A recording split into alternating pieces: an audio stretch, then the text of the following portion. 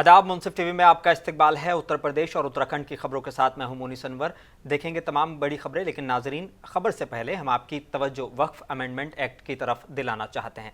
जैसे कि आप जानते हैं कि मोदी सरकार वक्फ संशोधन बिल लेकर आई है। बिल पास नहीं होने पर इसे जेपीसी के पास भेजा गया है। बिल की मुखालफत करने के लिए 15 दिन का वक्त दिया गया है, जो 13 सितंबर बरोज जुमा को खत्म हो रहा है।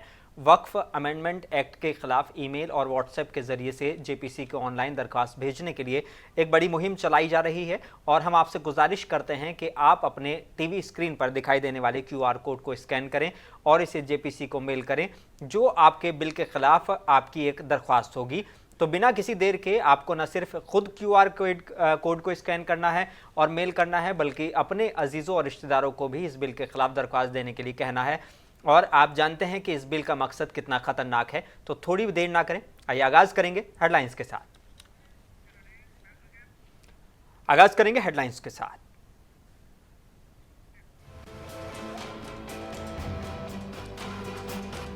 फर्जी एनकाउंटर, दिखावटी जांच, पूरा पैटर्न सेट। मंगेश यादव मामले में अखिलेश यादव ने योगी सरकार के खिलाफ खोला मोर्चा।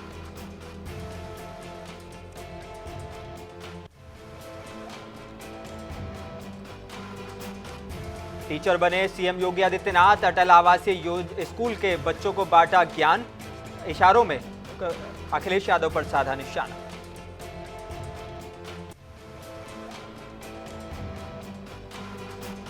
सपा सांसद जियाउर रहमान बर्क ने दिया बड़ा बयान, बोले जो लोग धार्मिक स्थलों पर उंगली उठाते हैं उनको संविधान पर यकीन नहीं है।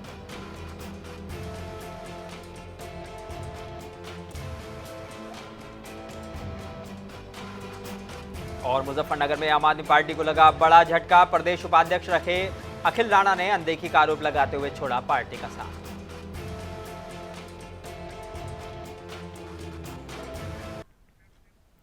आइए बुलेटिन की शुरुआत करेंगे कुछ अहम और बड़ी खबरों के साथ। उत्तर प्रदेश के सुल्तानपुर में डकैती कांड के बाद हुए मंगेश यादव एनकाउंटर को लेकर उत्तर प्रदेश की सियासत गरमाई गई है। बता दें कि मंगेश के एनकाउंटर को समाजवादी पार्टी के मुखिया अखिलेश यादव और कांग्रेस सांसद राहुल गांधी सरीखे नेता मुखालफत कर चुके हैं। समाजवादी पार्टी ने तो मंगेश के एनकाउंटर को लेकर पुलिस प्रशासन पर गंभीर आरोप लगाते हुए उत्तर प्रदेश सरकार के खिलाफ ही मोर्चा खोल दिया है। इस बीच अखिलेश यादव ने फिर से उत्तर प्रदेश में हो रहे एनकाउंटर को लेकर सरकार पर निशाना साधा है। साथ ही उन्होंने कहा कि मठाधीश और माफिया में अब कोई ज्यादा फर्क नहीं होता है।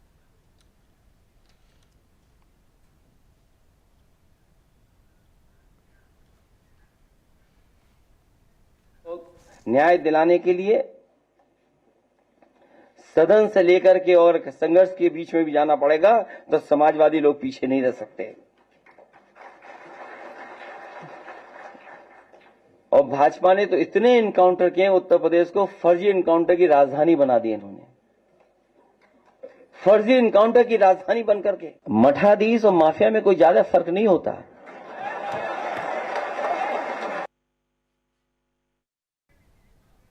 उत्तर प्रदेश के सीएम योगी आदित्यनाथ ने कहा है कि प्रदेश के 18 डिविजनल हेडक्वार्टर अटल आवासीय विद्यालय की शुरुआत पिछले साल पीएम नरेंद्र मोदी ने की थी। अटल जी हमेशा एक ही बात करते थे, अशिक्षा और अभाव से जो समाज सफलतापूर्वक मुकाबला कर ले उसको सुरक्षित और समृद्ध होने से दुनिया की कोई ताकत नहीं रोक सकती। यह अभाव और अशिक्षा ही समाज के सबसे बड़े दुश्मन है। साथ ही मुख्यमंत्री ने कहा कि अशिक्षा और अभाव समाज के सबसे बड़े दुश्मन है। अभाव आता है अराजकता और भ्रष्टाचार से। जहां अभाव होगा वहां असुरक्षा होगी और जंगल राज होगा।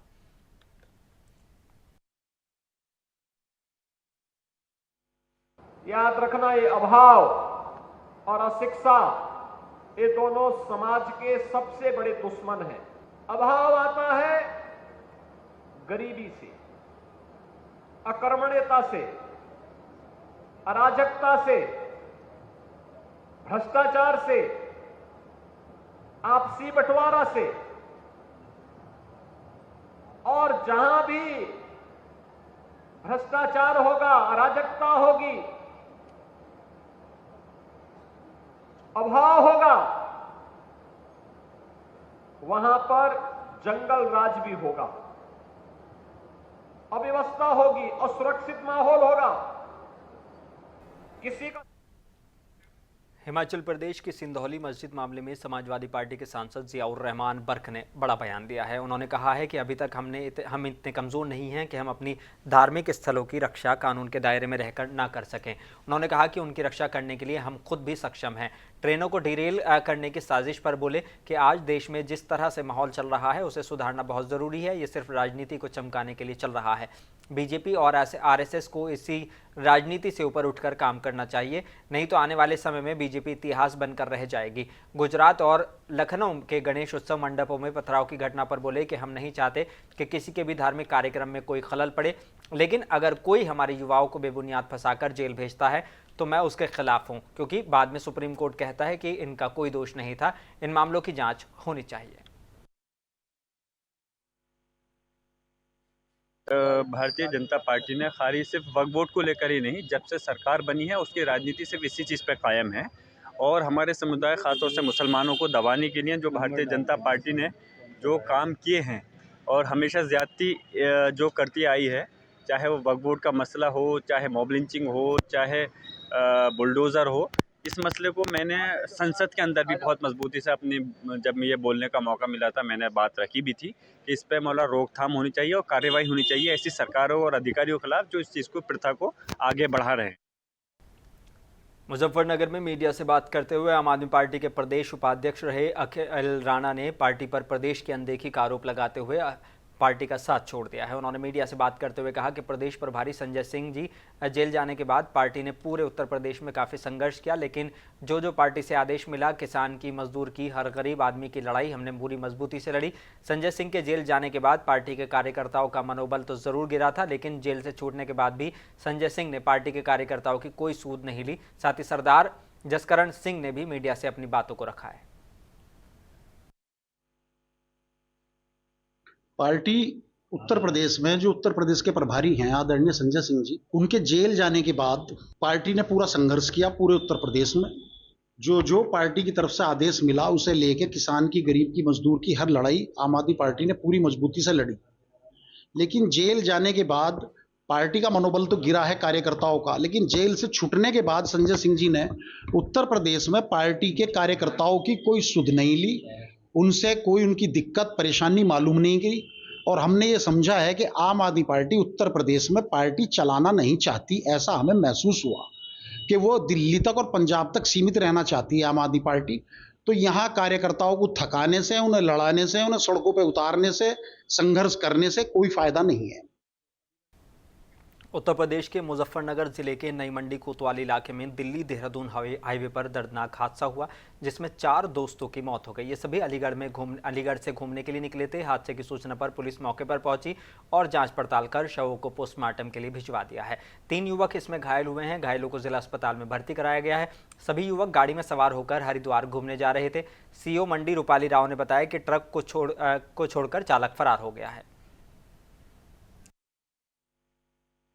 तो थाना नई मंडी के पचन्ना कला बाईपास पर एक ट्रक और अर्टिगा गाड़ी के एक्सीडेंट की सूचना प्राप्त हुई। सूचना प्राप्त होते ही पीआरबी और थाने के मोबाइल द्वारा तुरंत मौके पर पहुंचा गया। वहां पर जाकर देखा गया तो पता चला कि एक ट्रक के पीछे से अर्टिगा गाड़ी घुस गई, जिसके कारण अर्टिगा गाड़ी में सवार 6 लड़के और एक ड्राइवर, इनका एक्सीडेंट हो गया। ये सभी लड़के अलीगढ़ से आ रहे थे और औली जा रहे थे। एक्सीडेंट में 4 लोग। उत्तर प्रदेश के जिला बिजनौर के थाना नजीबाबाद के जलालाबाद फ्लाईओवर पर चलती कार में अचानक आग लग गई, जिसमें अफरा तफरी का माहौल हो गया। कार में सवार 3 लोगों ने कार से कूदकर बमुश्किल अपनी जान बचाई। मौके पर फायर ब्रिगेड की टीम ने पहुंची और काफी देर बाद आग पर काबू पाया गया। वहीं पुलिस मामले की जांच में जुट गई है। और बिजनौर के थाना चांदपुर इलाके के सलार होटल में कई सालों से लोगों को गोवंशीय मांस खिलाया जा रहा था। पुलिस ने सलार होटल पर छापेमारी करते हुए 25 किलो गोवंशीय मांस बरामद किया है। साथ ही होटल संचालक सहित 2 अभियुक्तों को गिरफ्तार किया है। बताया जा रहा है कि बाकी अभियुक्त की शीघ्र ही गिरफ्तारी के लिए कई टीमें गठित की गई हैं और पुलिस मामले की बारीकी से जाँच पड़ताल कर रही है।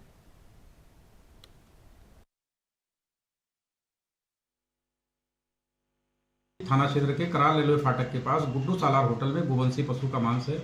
इस सूचना पर स्थानीय पुलिस तत्काल मौके पर पहुंचकर होटल को सर्च किया, जहां एक भगोने व बोरी से लगभग 25 किलो मांस बरामद हुआ। वेटनरी डॉक्टर को मौके पर बुला करके इसका परीक्षण कराया गया, जिनके द्वारा प्रथम दृष्टया गोवंशीय पशु का मांस होना बताया गया। होटल संचालक सफ़ीक तनाब कफीलुद्दीन निवासी मसीद थाना हीमपुर दीपा व उसके साथी ताजिम को पुलिस हिरासत में लेकर पूछताछ किया गया, जहां उत्तर प्रदेश के प्रतापगढ़ जिले के नगर कोतवाली के गोपालपुर में एक बार फिर आदमखोर जानवर दिखाई दिया है, जिससे पूरे इलाके में दहशत का माहौल है। वहीं वन विभाग की टीम और पुलिस रात में पहुंची और लेकिन अंधेरे का फायदा उठाकर आदमखोर जानवर फरार हो गया। क्या सीन रहा? 5 लोग थे और जग तो सभी रहे थे। ओके पे 5 जन थे। तो पहले वन विभाग वाले आए थे, उसने कहा एक जगह तय करके बैठो, तब उस पर लोकेशन में पहले वीडियो बनाओ। हम लोग वहीं एक जगह बैठे थे, 1 बजे के लगभग हम लोग 1 बज के अब चलो गया सोने। जैसे मैंने टार्च मारा उसका आँख चमका। काशीपुर के देवीपुर में देवी जागरण के दौरान दीवार गिरने से 2 साल के मासूम सहित दर्जन भर महिलाएं घायल हो गईं। सभी को राजकीय चिकित्सालय में भर्ती कराया गया है, जिसमें 4 महिलाओं की हालत गंभीर होने पर उन्हें रेफर कर दिया गया है। बता दें कि खड़गपुर के देवीपुरा में अशोक कुमार तोमर के यहाँ देवी जागरण का आयोजन था। इस दौरान टेंट की रस्सी को छत की दीवार से बांध दिया गया था। आज सुबह जब आरती की तैयारी चल रही थी, तभी तेज बारिश और हवा से टेंट हिलने लगा, जिससे छत की दीवार नीचे आ गिरी और ये हादसा हो गया। माता रानी का जागरण चल रहा था। किस जगह? खड़गपुर देवीपुरा में, ठीक है, जारत शुगर फैक्ट्री के पास में, जारत के सामने, ठीक है। बरसात हो रही थी, जागरण तो समाप्ति होने वाला था, आरती होनी थी। अचानक आंधी आई और ऊपर से जंगला गिर गया छत का, और उसमें कम से कम 15 लोग घायल हैं। उत्तर प्रदेश के कासगंज में 30 घंटे से लगातार मूसलाधार बारिश हो रही है और बारिश के चलते जनजीवन पूरी तरह से अस्त व्यस्त हो गया है। बता दें कि जगह जगह जलभराव के कारण लोगों को आने जाने में दिक्कतों का सामना करना पड़ रहा है। इसे देखते हुए जिला प्रशासन ने हालात को देखते हुए सभी स्कूलों को बंद रखने का आदेश दिया है। उत्तर प्रदेश के मैनपुरी के थाना इलाके में एक गांव में कच्चे मकान बारिश की वजह से गिर गया। मनोज कुमार अपने कच्चे मकान में रहकर अपने परिवार का भरण पोषण कर रहा था। जनपद मैनपुरी में हो रही 2 दिन से लगातार बारिश से उनका कच्चा मकान भरभराकर गिर गया और जिसने नीचे उनका पूरा परिवार दब गया। मकान गिरने की आवाज़ सुनकर ग्रामीण मौके पर पहुंचे और रेस्क्यू अभियान चलाकर घायल पति पत्नी को मलबे से बाहर निकाला। वहीं उनके साथ लेटे 4 वर्षीय बेटा अंश और 1 माह की बेटी वर्षा की मलबे के में दबकर मौत हो गई है। सूचना पर पहुंची पुलिस और ग्रामीणों ने घायलों को अस्पताल भेजा है। वहीं मासूम बच्चों के शव को कब्जे में लेकर पोस्टमार्टम के लिए भेज दिया गया है। बुलंदशहर के शिकारपुर तहसील इलाके के गांव सालाबाद में लगातार 2 दिन से हो रही भारी बारिश के चलते पक्का मकान भरभराकर गिर गया। साथ ही बताया जा रहा है कि मकान में बंधे एक पशु की मौत हो गई है। साथ ही पशु गंभीर रूप से घायल हो गया है। मकान में रखा हुआ सामान भी काफ़ी खराब हो गया। लाखों रुपए का नुकसान बताया जा रहा है। यह मकान 5 साल पहले ही बनाया गया था। ये गिरा है बारिश की वजह से। कैसा मकान था? मकान पक्का था, छत भी पक्की है, सारी चीज पक्की है। क्या नुकसान हुआ? कैसे नुकसान आएगा? एक लवार खत्म हुआ, भैंस के बहुत काफी चोट है, नाज भी बेकार है, बहुत 4-5 कुछ नाज है, लाए वगैरह सारी चीज बहुत नुकसान है।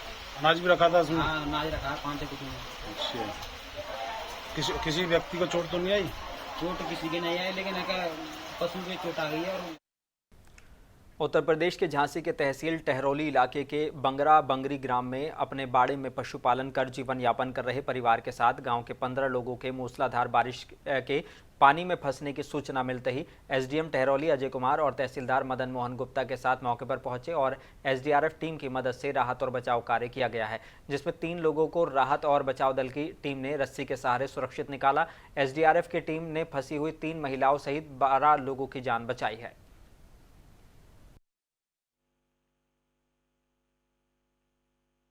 आज ग्राम बंगरा बंगरी में क्योंकि विगत रात्र से ही भारी बारिश हो रही थी, आज दिन भर बारिश हुई जी सर। तो 3 मकान जिसमें 15 लोग थे, 1 बच्ची और 3 महिलाएं थी जी। इनके नियमित मकान दूसरी जगह भी थे, लेकिन क्योंकि वहाँ उनके और पशु और राशन वगैरह रहते थे जिसमें उनका आना जाना होता था जी। तो अत्यधिक बारिश के कारण वो लो लैंड था, चारों तरफ से पानी और नाले के कारण वो लोग उसमें फंस गए थे जी। उत्तर प्रदेश के देवबंद में मेरठ की विजिलेंस टीम ने चकबंदी अधिकारी को 50,000 रुपए की रिश्वत के साथ रंगे हाथों गिरफ्तार किया है। बता दें कि विजिलेंस टीम ने के एसपी इंदु सिद्धार्थ का कहना है कि हमें सूचना मिली थी कि एक ज़मीन को अपने नाम करने के लिए चकबंदी अधिकारी धर्मदेव ने उनके नाम करने के लिए पहले 1.5 लाख रुपए की रिश्वत ली थी और आज भी 50,000 रुपए की रिश्वत की मांग की थी। इसको लेकर पीड़ित ने मेरठ विजिलेंस टीम से संपर्क किया तो सुबह से ही टीम ने देवबंद में डेरा डाला और चकबंदी अधिकारी को रंगे हाथों 50,000 रुपए की रिश्वत लेते हुए गिरफ्तार कर लिया।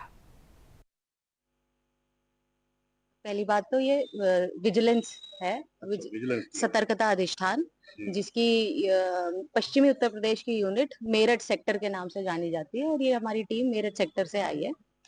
तो मेरठ सतर्कता अधिष्ठान मेरठ सेक्टर को सूचना प्राप्त हुई थी कि चकबंदी अधिकारी श्री धर्मदेव जी हैं और उनके द्वारा उनके कोर्ट में जो है मुकदमा चल रहा है, जो हमारे शिकायतकर्ता हैं। और उत्तर प्रदेश के जौनपुर में आए दिन सड़कों पर गाड़ियों की टक्कर के कारण हो रही मौत को बचाने के उद्देश्य से यातायात पुलिस द्वारा बच्चों और उनके परिजनों को जागरूक करने के लिए नगर के होली चाइल्ड स्कूल में यातायात के प्रति जागरूकता और स्वच्छता अभियान को लेकर बच्चों के बीच अभियान चलाया गया। बच्चों को जागरूक करने के लिए यातायात से संबंधित लघु फिल्म बच्चों को दिखाई गई।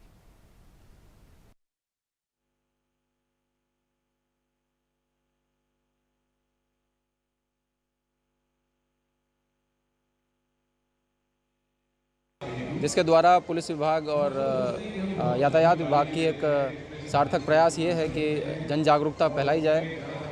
ट्रैफिक नियमों के तहत लोगों से रिक्वेस्ट की जाए कि वो उनको फॉलो करें ताकि उनकी जान बचाई जा सके।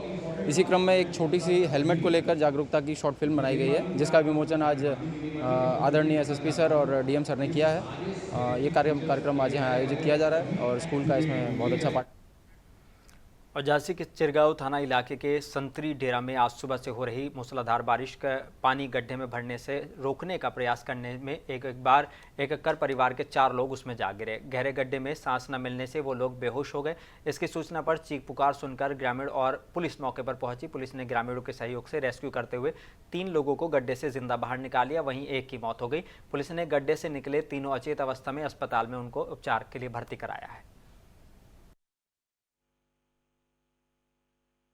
घटना ये थी कि चारों लोग जो विषैली पदार्थ वो थी गैस, उसके कारण चारों लोग बेहोश हो गए।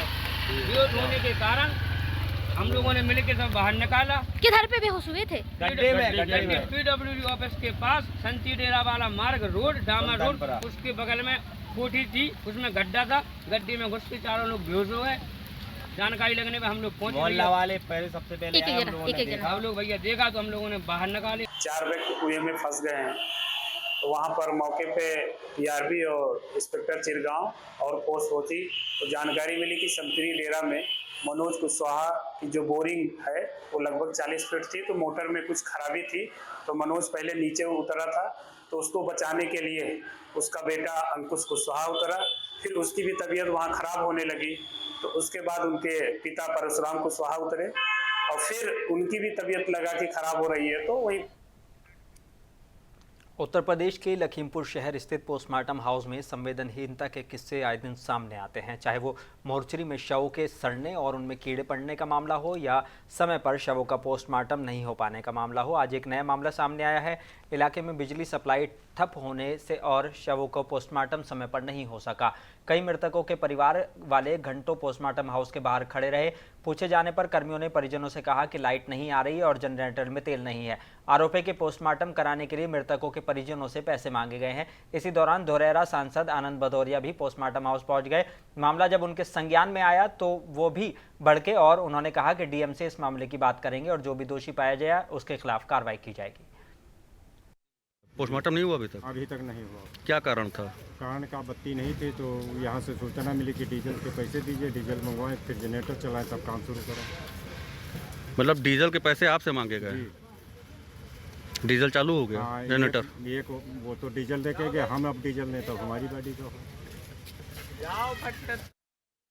उत्तर प्रदेश के संभल में 24 घंटे से ज़्यादा वक्त से हो रही बरसात का रिएक्शन दिखने लगा है। भारी बरसात के बीच एक भारी भरकम दीवार कारों पर गिरी है। दीवार गिरने का सीसीटीवी फुटेज सामने आया है। वहीं कार में किसी के न होने से बड़ा हादसा टल गया। बता दें कि कार पर दीवार गिरने की घटना कस्बा चंदौसी की है, जहां रेलवे की दीवार के पास कार खड़ी करके कार मालिक गए हुए थे। इस दौरान तेज आवाज के साथ दीवार कार पर आ गिरी और बता दें कि हादसे में एक कार आंशिक रूप से क्षतिग्रस्त हुई है, वहीं दूसरी चकनाचूर हो गई।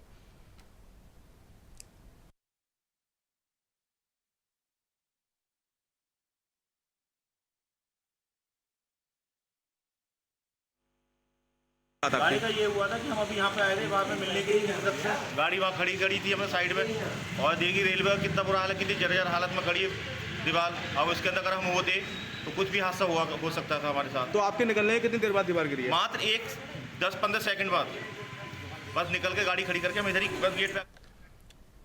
उत्तर प्रदेश के अमरोहा में भूमाफियाओं द्वारा अवैध खनन करने का वीडियो सोशल मीडिया पर वायरल हो रहा है।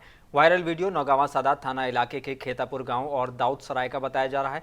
वीडियो में दिख रहे हैं कि खेत की मट्टी उखाड़कर अवैध खनन किया जा रहा है। जेसीबी द्वारा ट्रैक्टर ट्रॉली में मिट्टी भरकर ले जाई जा रही है।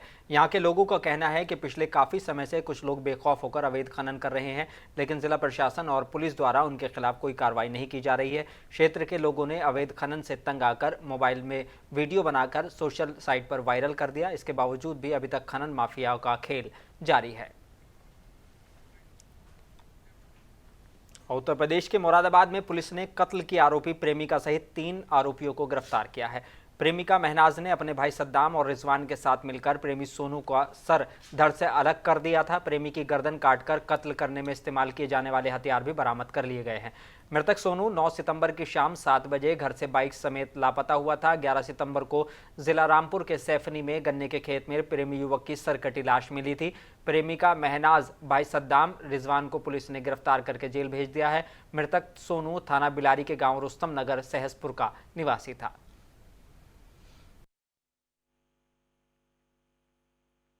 ये थाना बिलारी के अंतर्गत एक सूचना प्राप्त हुई थी कि एक व्यक्ति 11/9/2024 को लापता है। उसके आधार पर उसकी गुमशुदगी दर्ज की गई थी। उस व्यक्ति की लाश जो है सैफनी थाने रामपुर में मिली है और उसका सर कटा हुआ था। उस लाश को पहचान कराई गई तो उस लाश की पहचान जो है सोनू नाम के व्यक्ति से हुई है। वक्फ अमेंडमेंट बिल पर तजवीज़ देने के लिए देखिए मुंसिफ टीवी की एक खास रिपोर्ट और मुझे दीजिए इजाज़त, बने रहिए मुंसिफ टीवी के साथ। द वक्फ अमेंडमेंट बिल 2024 तजावीज़ के लिए वक्त बहुत कम है। मुसलमानों जागो, इसीलिए कि मुसलमानों का बाबरी मस्जिद का जख्म अभी मुंदमिल नहीं हुआ था कि मुसलमानों से वक्फ अमलाक छीनने की तैयारी है। जहां वक्फ अमलाक मुसलमानों की मदद का एक अहम जरिया है, अब वो भी खटक रहा है, क्योंकि रेलवे और महकमे दिफा के बाद वक्फ बोर्ड हिंदुस्तान का तीसरा सबसे बड़ा जमींदार है और वक्फ का मालिक सिर्फ अल्लाह है। जिसने अपनी जायदादें वक्फ फी सबीलिल्लाह की हैं, वो भी इसे वापस नहीं ले सकता और ना ही मंशाए वक्फ को तब्दील किया जा सकता है। तो सवाल ये पैदा होता है कि कोई दूसरा इसमें अपनी मंशा के मुताबिक फैसला कैसे कर सकता है। इस कानून और बिल को समझने और जानकारी रखने वालों का कहना है कि मुसलमानों से वक्फ जायदादें छीनने की तैयारी है। कहने का मकसद यह है कि आपके बुजुर्गों ने जो बहुत कुछ मुसलमानों की फलाह बहबूद के लिए छोड़ा है, इस पर पहले ही हुकूमतें भी काबिज हैं और गैरों के अलावा अपनों ने भी काफ़ी लूटा है। मुल्क के मुस्लिम दानिशवरान और सियासी लीडरान के मुताबिक अब वक्फ जायदादों पर हुकूमत की नीयत ख़राब है, क्योंकि ऐसा बिल दीगर मज़ाहिब के मानने वालों जैसे हिंदू इंडोमेन, गुरुद्वारा प्रबंधक और ईसाइयों के बारे में नहीं लाया जाता। क्यों? अब मुसलमानों की जिम्मेदारी है कि मसाजिद, खानखाहों, दरगाहों और मदारिस इस्लामिया की जायदादों को बचाया जाए, वरना इसके नुकसानात उठाने के लिए तैयार रहें। इसे अब बचाने का वक्त है। मरकज़ी हुकूमत की जानिब से मुकर्रर करदा जॉइंट पार्लियामेंट्री कमेटी JPC को इस सिलसिले में आम मुसलमान अपनी तजावीज़ भेज सकता है।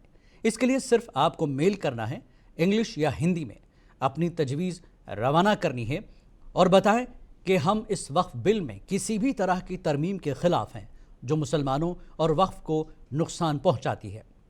और मेल ID नोट करें, jpcwaqf-ls@sansad.nic.in। मेल तक पहुंचने के लिए स्क्रीन पर दिए गए QR कोड को स्कैन करें। अपनी जिम्मेदारी को समझें, आपकी गफलत नस्लों को नुकसान पहुंचा सकती है। जय हिंद।